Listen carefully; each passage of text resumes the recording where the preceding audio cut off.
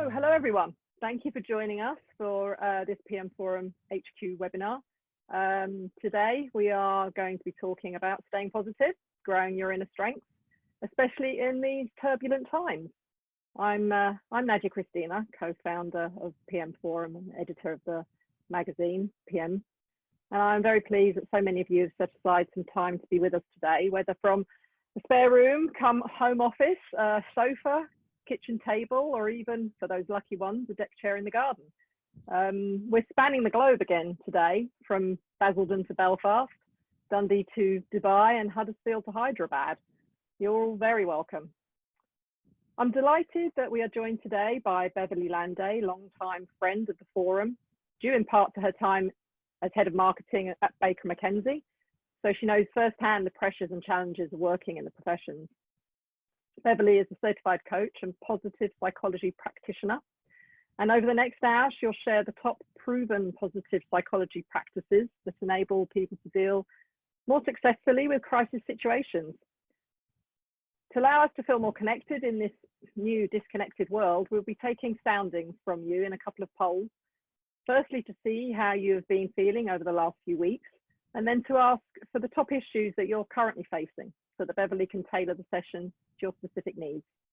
One quick reminder, you should see a Q&A link if you hover over the bottom of the screen, so please feel free to post any questions as they come to you, and we'll put them to Beverly at the end of the session. But enough from me, and over to you, Beverly. Well, thank you, Nadia, and welcome to everybody who's taken the time to join us on this webinar. I do hope you find it useful. We're going to cover quite a lot of material, and I hope that you are able to take away some practical tips to apply not only for yourself, but perhaps to friends, colleagues, loved ones. So let's get started. I guess now more than ever, learning how to use resilience as a skill set is incredibly important. I can't think of a time in recent history when we've needed the strength of resilience more.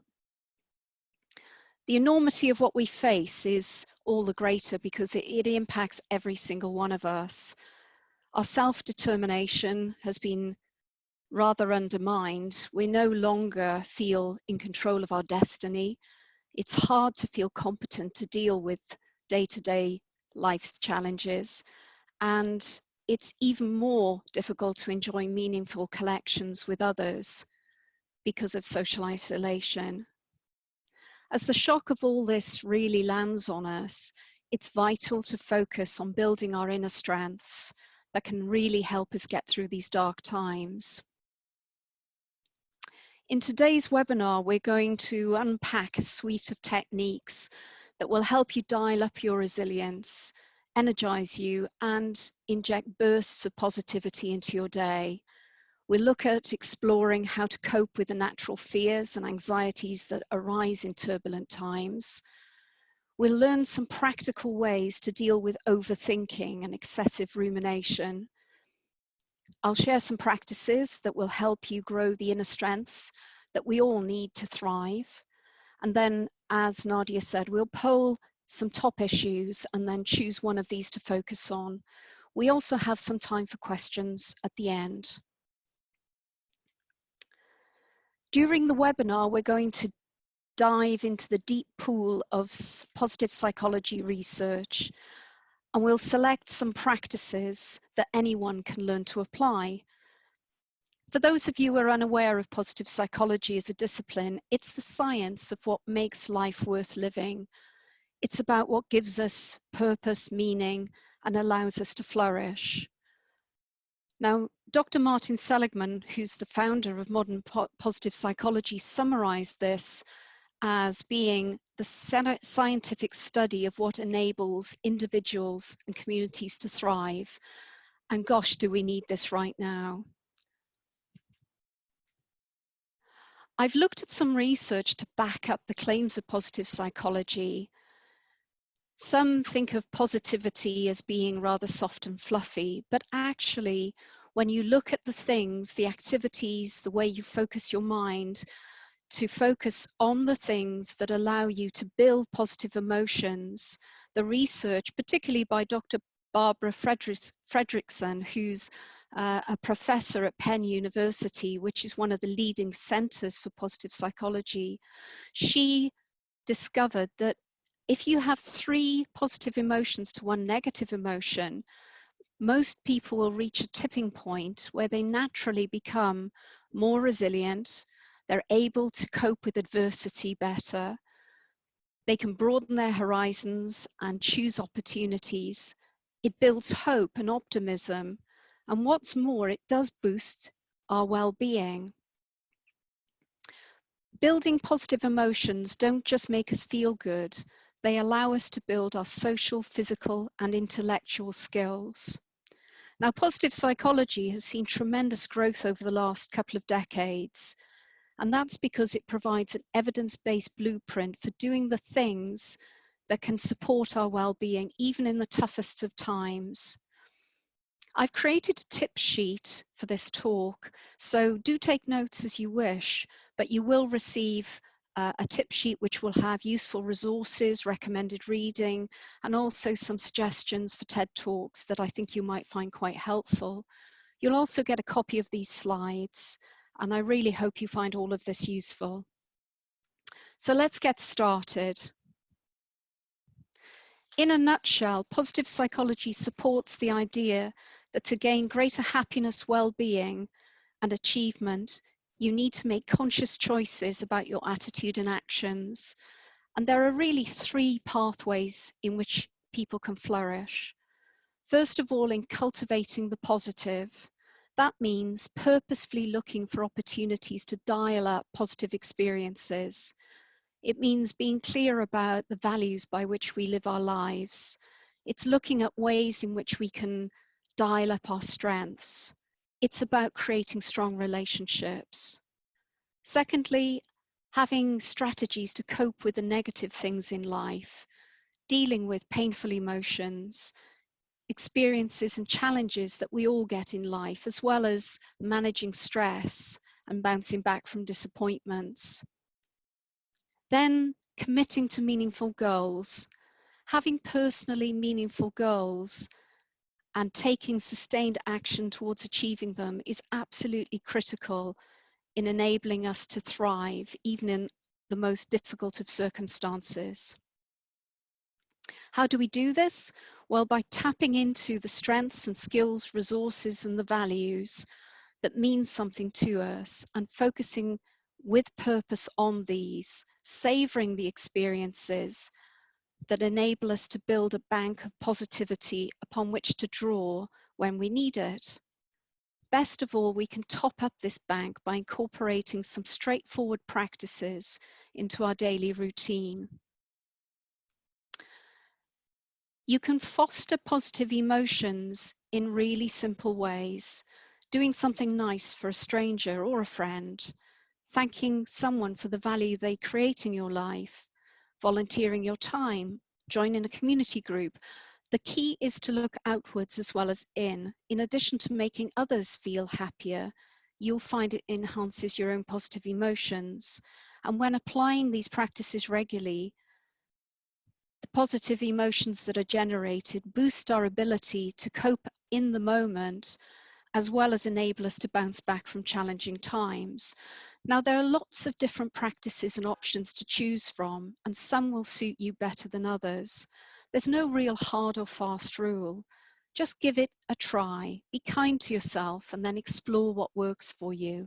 I'll cover several practices today, which many find useful as a kind of emotional first aid in a crisis. And that's because they're straightforward to learn and easy to apply. The starting point, though, is to know exactly where we are. I personally find it helpful to look at the 3 zones of challenge as a reference point. This was developed by Dr. Christopher Johnson. He's the author of 7 Ways to Build Resilience, and he's also somebody who provides training for resilience practitioners. I did my training with Dr. Johnson. Now, his starting point allows us to have a framework to understand the reactions that we can all have to different circumstances and situations in life. Looking at this slide, if you start the green zone is a very easy place to be. It's our comfort zone. It involves things that are familiar and safe, the things that we do every day, mixing with the same people. When you're in the green zone, you're probably feeling very, very good, very easy, very at ease, but you're probably not learning too much or developing yourself. The orange zone is our growth edge. It's the area of novelty and exploration and adventure. Here are the things that we haven't done before, or perhaps haven't done for a long time. It's not really a very comfortable place, but it's a stimulating place. It's where we stretch ourselves and challenge ourselves mentally, physically, and emotionally. And the red zone, well, that's really over the edge. This is where you feel out of your depth, threatened either physically or mentally. This can occur when people are forced into a period of extreme uncertainty, as we are now. It can also be caused by rapid change in everyday life. Sometimes it's because there's too much happening at once. And the red zone is to be avoided. And this is because when we're in this zone, it activates the primitive part of our brain that governs our survival instinct. And when that happens, we can fall into panic-driven responses, the fight, flight, or freeze responses. Now, I want to just take a moment to do our first poll. If you could complete this sentence, over the last few weeks, I've mostly felt either fearful, stressed and anxious, frustrated, in survival mode, clear and confident, at peak performance, or in flow. Please vote now. So I think, frankly, that most people will agree that they are probably in that area of the red zone, that sense of being frustrated, stressed and anxious, or possibly in survival mode. Now, when you're in this red zone, it is absolutely key to be able to take some steps to move yourself back into the orange or even green zones. In everyday life, this is important because knowing when stretch has become overload and you're tipped into the red zone is critical to being able to manage your well-being and your performance at work. In a crisis situation, it's even more vital because you want to conserve your energy and focus on the things that you can control rather than being tipped into panic by the things you can't control. Now, I want to share this practice with you, which is a way of helping you draw back into that orange and green zone. So if you find yourself toppling into that sense of panic and being out of control, take a few moments to do the 5 senses check-in.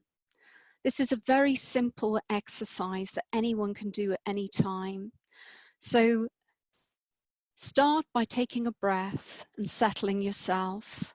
Then spend a short time on each of the questions relating to your 5 senses before moving on to the next. You can do it while sitting or standing or while you're going out for a walk. Use these questions to guide you.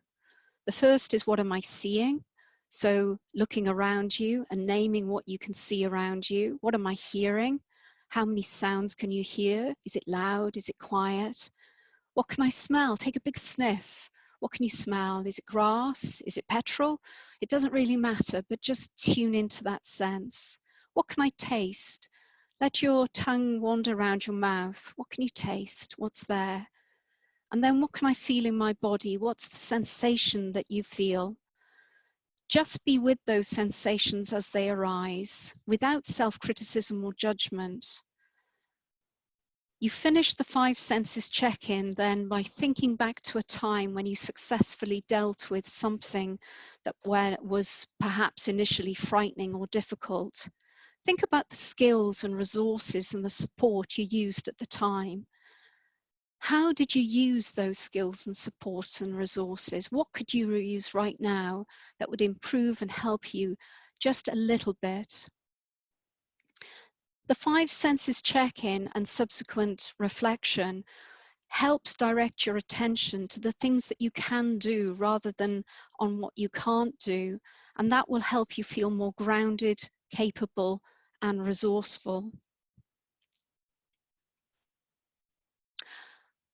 Now that you've had the chance to just take a little bit of time and get yourself back into a green or perhaps an orange zone, and we've talked a little bit about eliminating self-criticism, I'd like to talk about self-compassion and also compassion to others. It can be really tough not to get tripped up by negative self-talk, that you should be doing more, that you should be this, you should be that.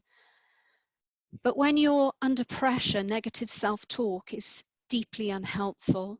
Let's try a practice now that can help you with this situation. The loving kindness practice is a sort of meditation that directs compassion towards yourself and to others, and to not just friends or relatives, but to the whole world. It boosts self-compassion and it provides a deep well of positive emotions. Practicing this meditation increases happiness, in part by making people feel more connected to others. It also is suggested by research that when people practice this loving kindness meditation, they automatically start responding more positively to others, and their social interactions and close relationships become more satisfying. The loving kindness meditation that I use is suggested by the British Mindfulness Institute. I did my training with them some time ago. It's a very simple form of wording, and this is how you do it.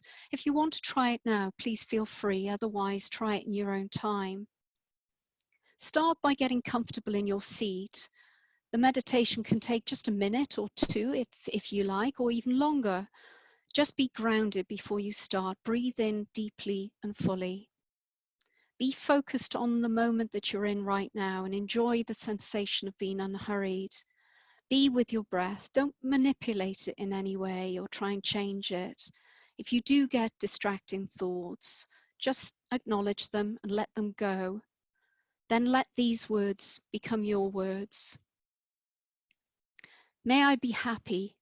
May I be healthy. May I ride the waves of my life. May I know love.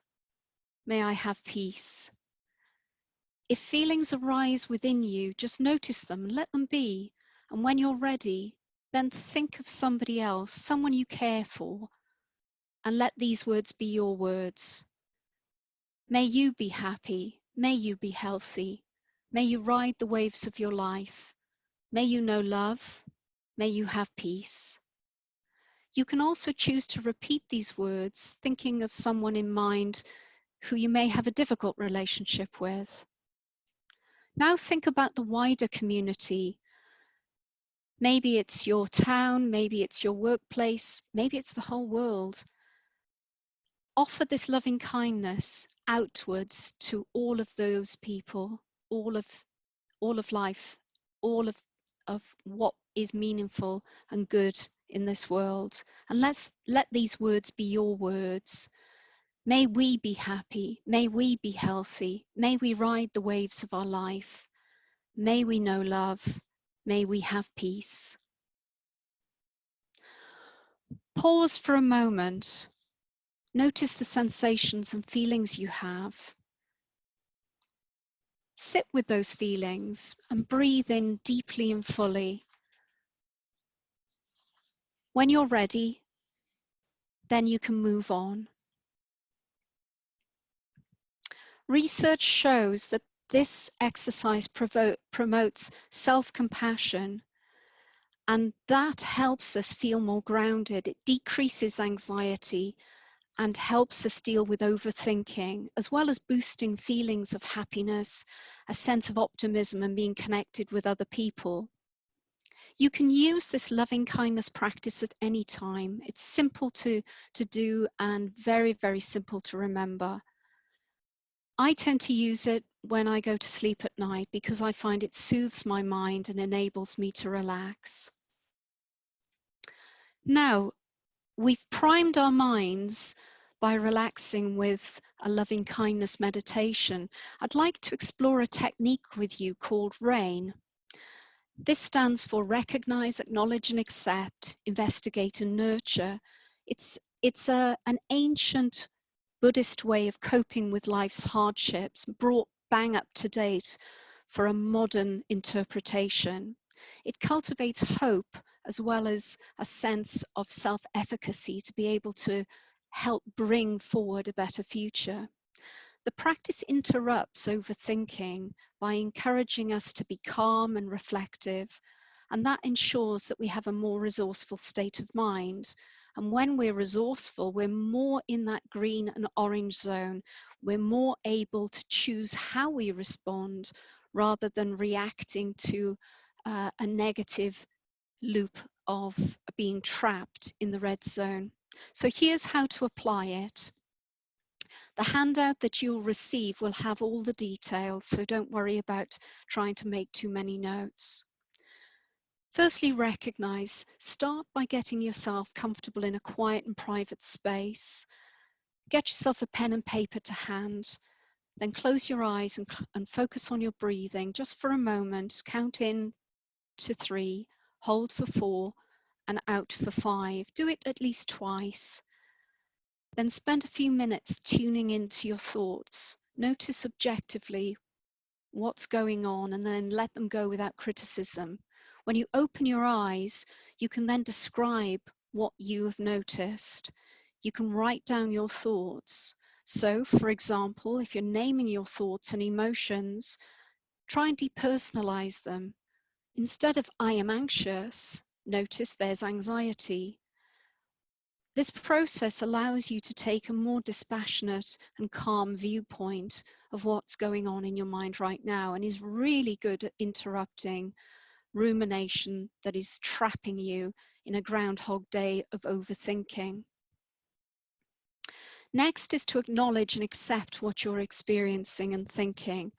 It is the present reality. Allow yourself to be with it as you would with a friend. Be kind and be compassionate.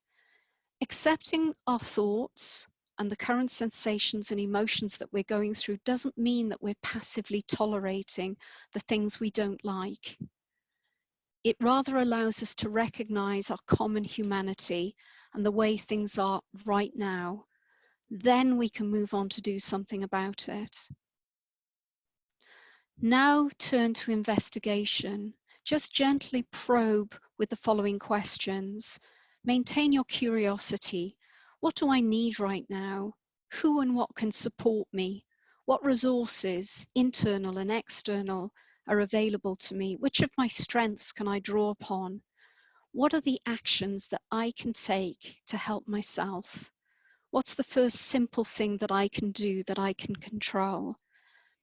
Asking these questions enables you to be in a much more resourceful state of mind. Note down the answers. Don't worry about grammar or sentences. Just scribble down what occurs to you, and then you can come back to that at the conclusion of the exercise. Now, in terms of the next step, allow yourself to reflect on what you've observed. This isn't about suppressing or punishing yourself for feelings that may be uncomfortable or uneasy. It's just a self-compassionate way of acknowledging that all our feelings and emotions are valid. It's just some are more useful than others. This is about finding ways of nurturing oneself. What might be a more helpful way of approaching things for you right now? Lead your mind in that direction. Take a few breaths and review what you've written. Now decide from what you've written, what is one simple action you can take that would boost your well-being and help you move things forward and create momentum. It really doesn't have to be a big step. It just needs to be something that allows you to feel a sense of forward motion, a sense of hope, and a sense of being able to make things better. Applying RAIN takes courage, and it does take a little practice, but it's well worth the effort. It also helps to remember that thoughts and emotions are not who we are. They're simply part of the experience that you're going through, that we're all going through right now. If you want further reading, there's an excellent book called Radical Compassion by Tara Brach, which will be in the tips list, and I'd really recommend it. So I hope we can do the next poll now. This one has 3 areas which I hope that you will find useful to consider. For the next section, I'd like to focus on what is most useful for you. So firstly, if you could vote on, would you like me to focus on nurturing good relationships with those who share your space during lockdown? Perhaps it's limiting distractions and providing focus to work more effectively. Maybe it's how to relax your mind and recharge your energy so you feel more capable of coping. Please vote now. We do have the poll results, okay? So nearly 50% of you want to have some tips on relaxing your mind to recharge your energy so you feel more capable of coping. That's great. So we'll whiz straight to that. As I was going to say, I have prepared tips on all 3, and that will be in the slide deck. So when you get that, you'll be able to review them. But let's move forward.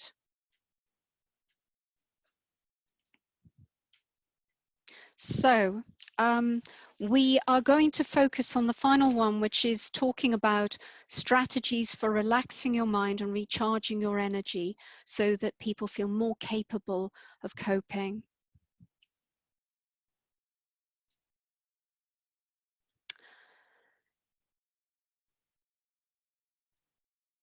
So in terms of tips, I put together what I thought were possibly the most practical things that I could think of, most useful things that people could do straight away. First of all, managing consumption of news. I think we've all become completely overwhelmed by the tirade of news, both on social media, television, in all shapes and forms. It's very hard to get away from constant media coverage of the crisis that this outbreak has brought to us. Unfortunately, constant consumption of news just simply heightens our states of anxiety. Now, a very, very simple tip is to limit the amount of time you spend watching and reading the news. My suggestion would be to check the news no more than twice a day. Make sure as well to look at factual news sites, or use the UK government if you are in the UK, or if you're in another part of the world, your own government's websites and other trusted organisations like the World Health Organization, where you can get information that is fact-checked and up to date.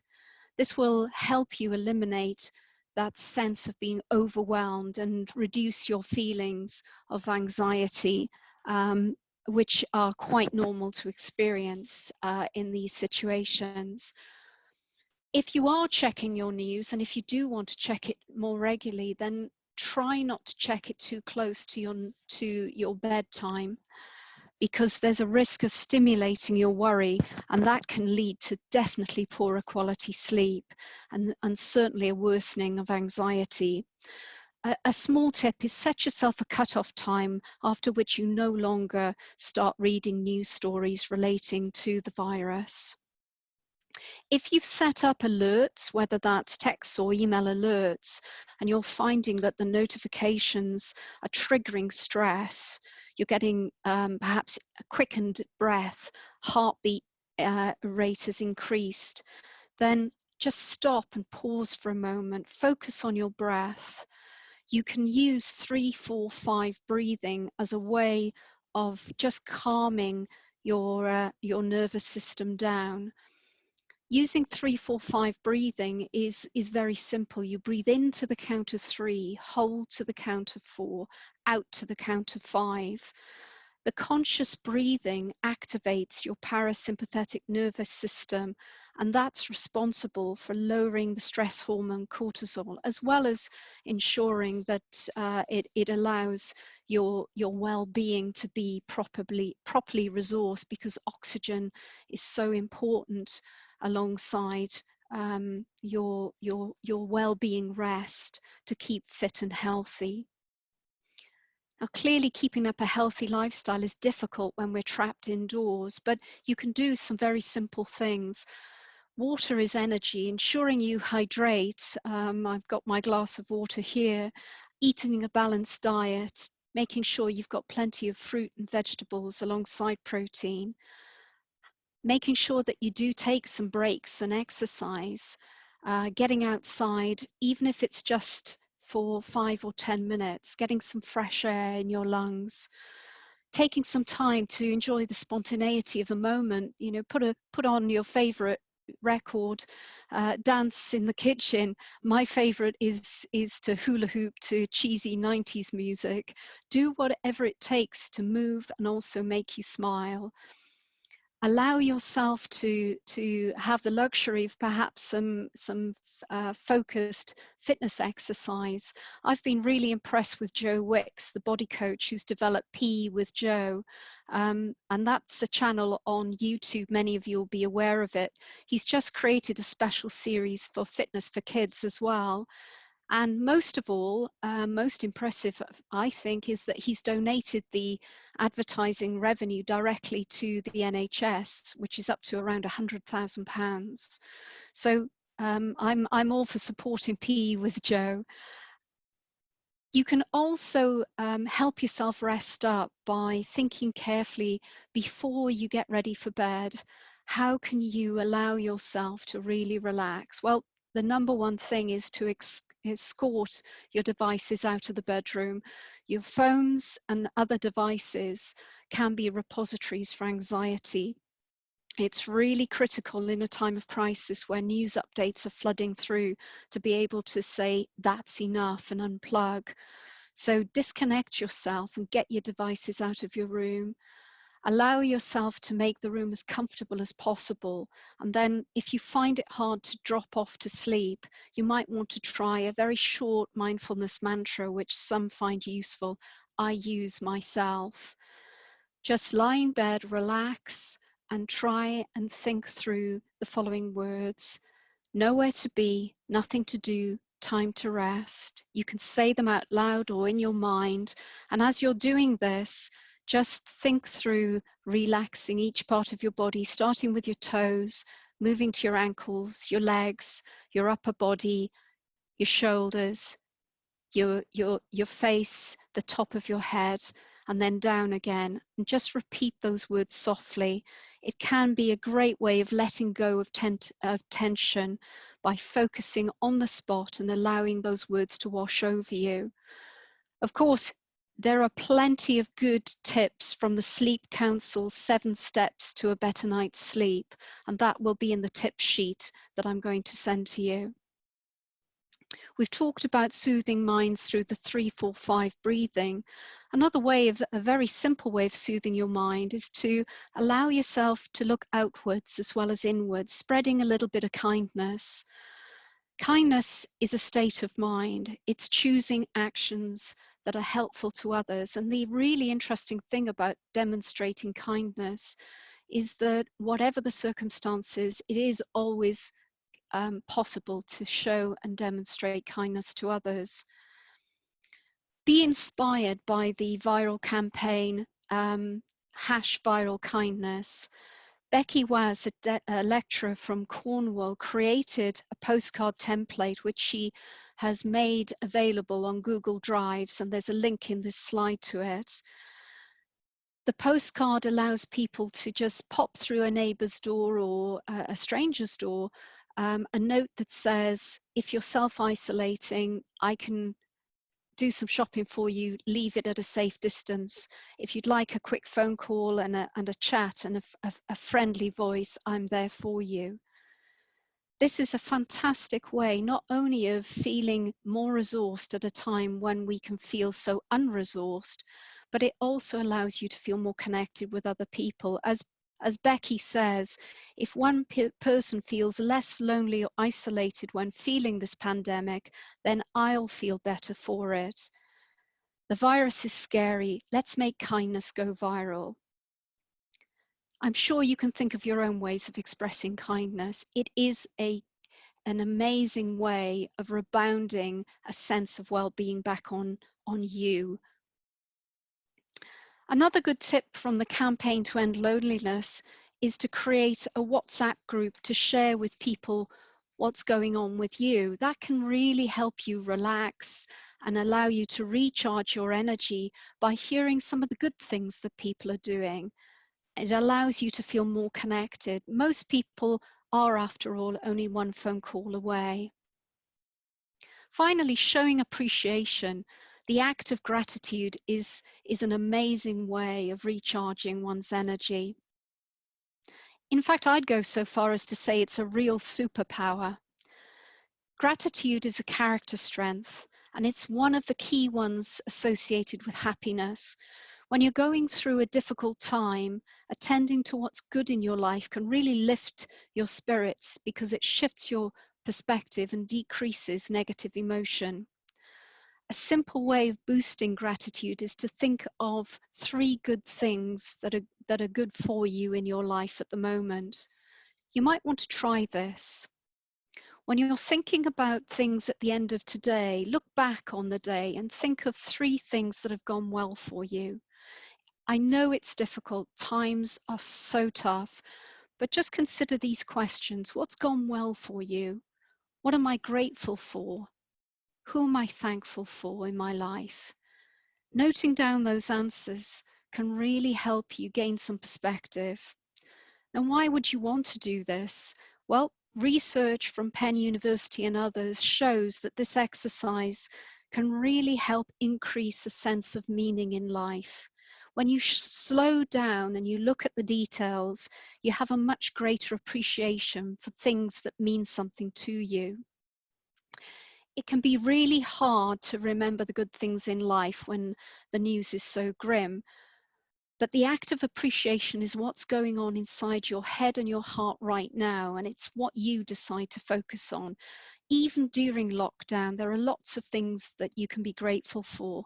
Small moments you can savor, the smell of coffee, the warmth of the warm shower on your back, and so on. When you stop and you take in these moments rather than let them rush by on autopilot, you're giving your brain the chance to process the pleasure, and that boosts your serotonin, which is the feel-good neurotransmitter that helps you elevate your mood and makes you feel calm. Now, here's a really good tip that I found from Professor Sonia Lubrinsky, who's a psychologist and author of a great book called The How of Happiness.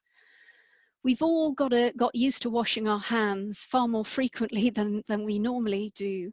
But when you're washing your hands, why not use those 20 seconds to think of 3 things you're grateful for? Taking the time will allow you to reflect on what is meaningful in your life, and also enable you to meet the guidelines for lowering your risk of viral infection. It also reinforces a much more positive mindset, and when you are feeling more positive, it will lower your anxiety. Remember that appreciation to others isn't cancelled as well. You can show appreciation to them and it'll lift their mood as well as yours. Try this. Think of a person, someone who really means something to you. What are the things about that person that you care about? What has that person done for you, given to you? Now take a card or a piece of paper and write some words of appreciation. Give some specifics. Spend just a few minutes, then seal that card or letter.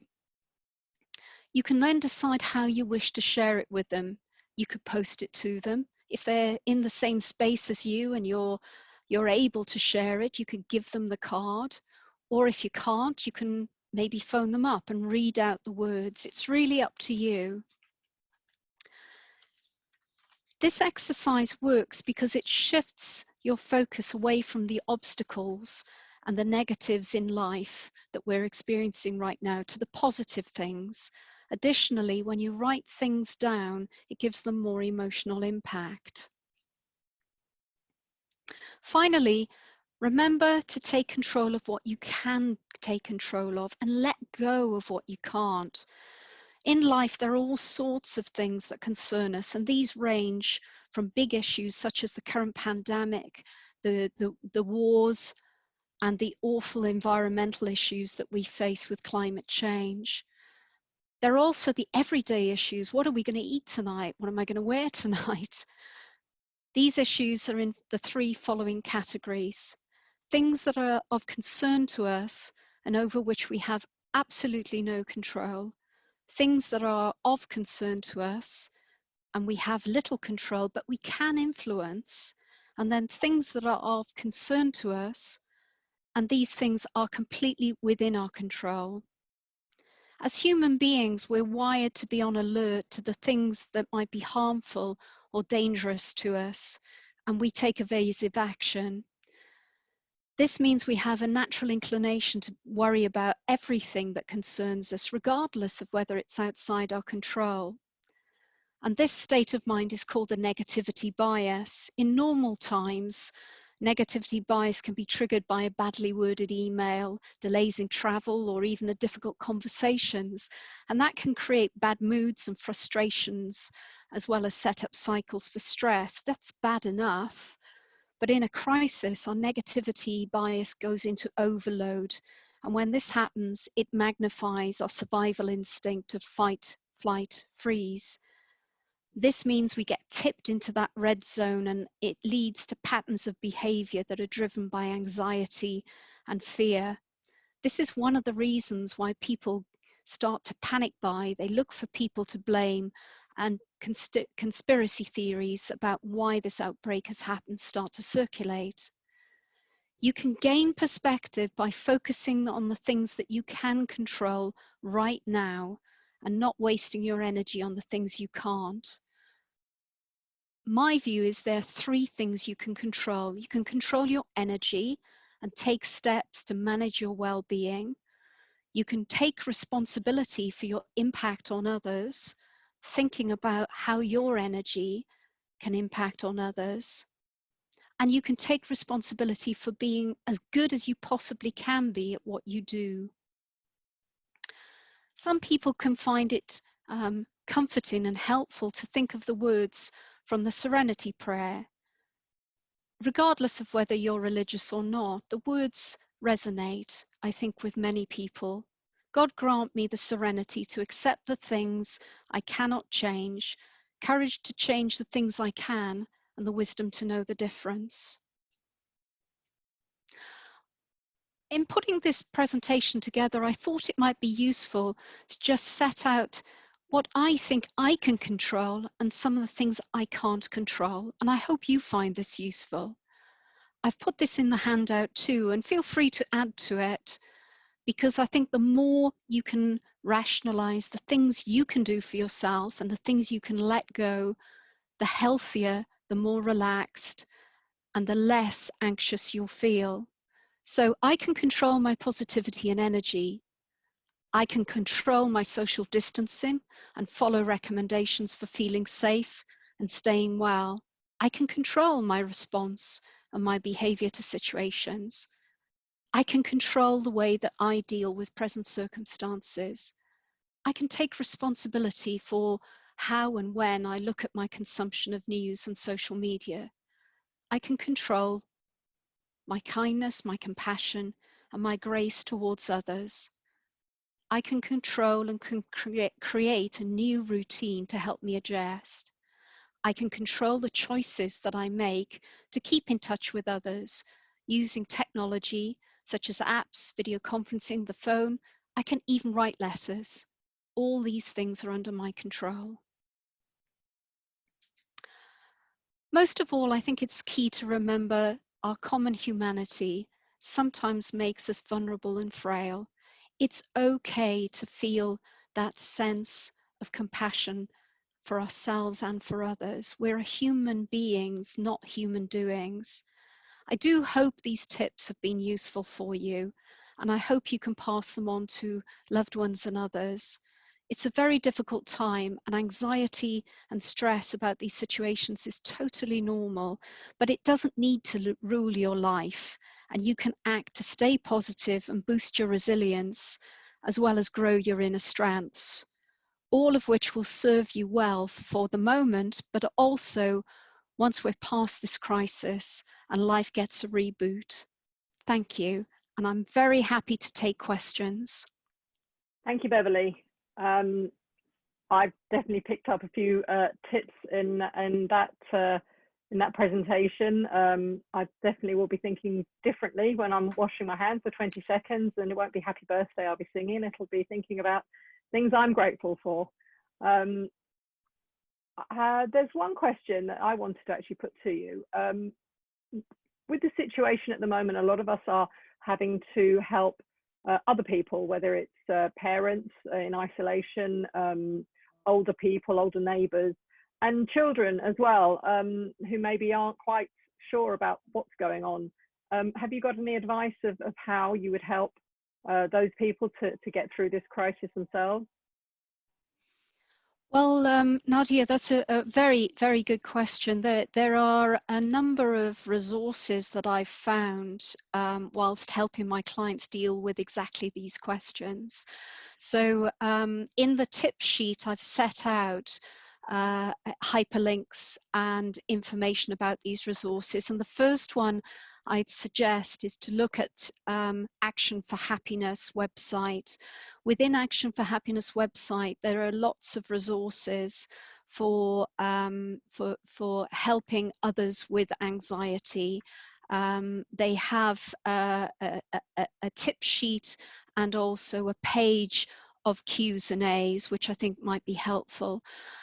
There's also, for older people, the Campaign to End Loneliness has a great set of coronavirus advice sheets and suggestions which people will find useful when talking with their seniors. You'll also find that Mind, the mental health charity, has got copious amounts of information to help not only people in more vulnerable people, older people, younger people, but all people, all adults.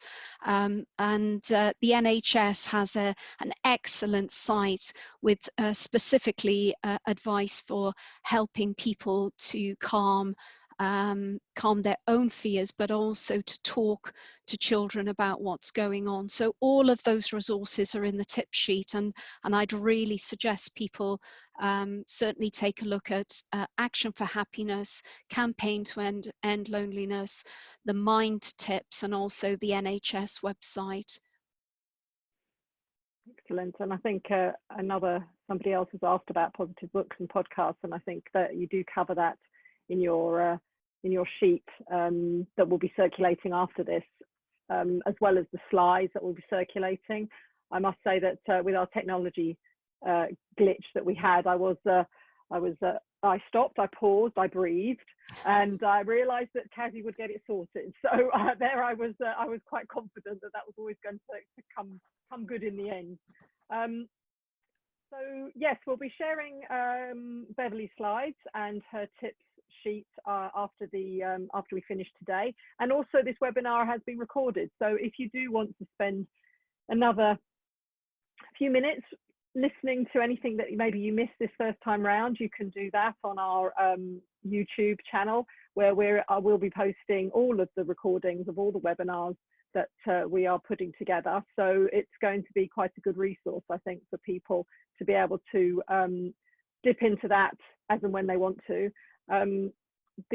After we finished here, when you close down this the link, there'll be another link to a feedback form, and we would really appreciate if you could complete that, because that would be really helpful for us to know how you're feeling about things, and other things that maybe you'd like us to cover in future webinars. We're always looking for feedback on that. Another thing in the feedback form, obviously being the editor of PM Magazine, I'm always looking for new contributors, and there is the option there if you would like to find out more about how to do that. Some of you may have a bit more time on your hands. It may be something that you've been thinking about trying to do but never really found the time. So maybe in this fourth time frame that we have now, it might be something that some of you might be interested in doing. So please feel free to tick that box, and I'll get back to you on that. We have got a few more webinars coming up in the next few weeks. We've got something on ROI from client feedback programs, social style and versatility, and CRM. So trying to not stay too much in the situation that we're in at the moment, but continuing to the learning and development that we always pride ourselves with giving our members. And all of these will be on our website, links for you to be able to have a look at and sign up for. So let me just thank Beverly again. Thank you very much for being with us today. And I think you've given us all something definitely positive to think about and to help us get through this current time. So let me wish you all a very lovely Easter. Stay healthy, keep well, and we'll see you all soon.